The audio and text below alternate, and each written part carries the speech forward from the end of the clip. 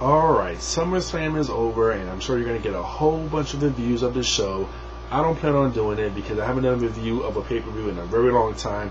I just wanted to give my thoughts on what I thought about Bryan Danielson coming back. So before I get with that, it was a very lackluster show. The first part of the show was just unbearable to watch. It was boring. And then Sheamus and Orton had their match, and it started to pick up a little bit, but I still thought their match was somewhat boring. But it was picking up, and then all of a sudden the ending just killed it for me. I mean, come on, I know they want to prolong it. They're going to probably fight at Night of Champions now, but seriously, I mean, to end, I hate seeing championship matches end in a DQ. That just bothers me to no end, especially on a pay-per-view. That's really just bad booking right there. But they're definitely going to fight at Night of Champions. And if you notice from the crowd, you heard the crowd chanting, "We want Miz." Perfect opportunity for the Miz to come down, and for some reason he didn't come down. When you would think Sheamus gets RKO on the table, and I'm sure that was a botch because the table probably was supposed to have broke, and it didn't. But he gets RKO, perfect opportunity for him to come down, cash in the Money in the Bank, and he didn't do that.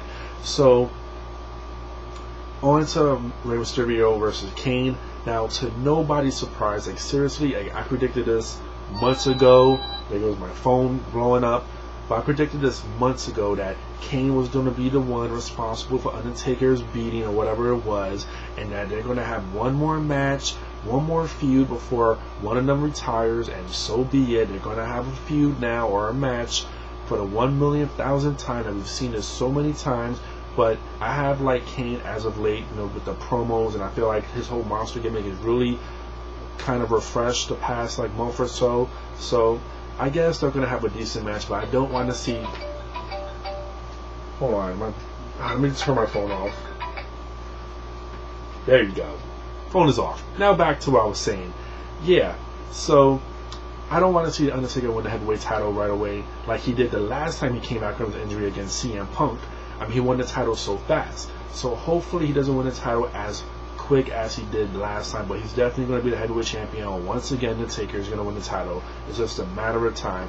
But I just hope they have a great little feud, and Kane can finally go out and retire, which he had been wanting to do, which I wanted him to do for the past few years. So on to the main event. Miz comes out.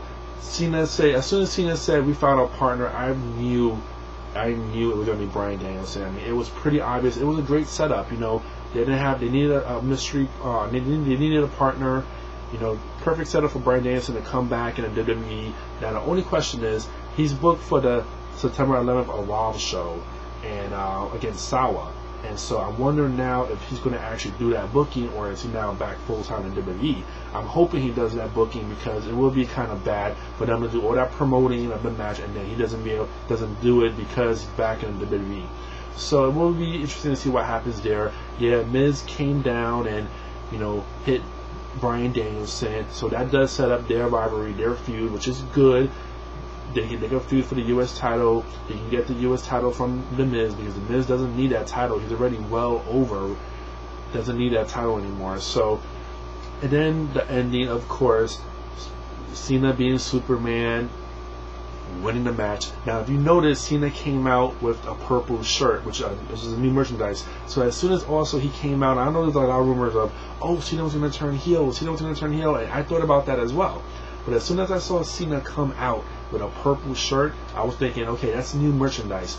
No way is Cena turning heel. They need to sell that merchandise. He's not turning heel. And sure enough, he didn't turn heel. So, not surprised that he won the match. Very predictable there. But overall, it was a good showing for Bryan Danielson. It was a very good showing for him. Glad to see him back on WWE television. So we'll see what happens with that. So yeah, that's my short review of SummerSlam. It wasn't very worthwhile watching. I wouldn't recommend it to anyone. I mean, there was only, 2 good matches really of a overall subpar pay-per-view. But definitely, it was something to watch for tonight. So yeah, that's my SummerSlam quick review. I hope you all have a great weekend. Talk to y'all later. Peace.